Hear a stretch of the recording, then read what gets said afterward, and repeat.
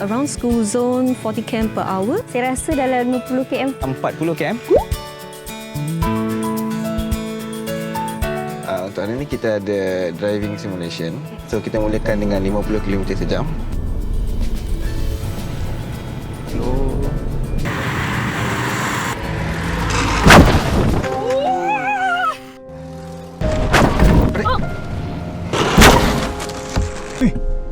Sangat bahaya kan?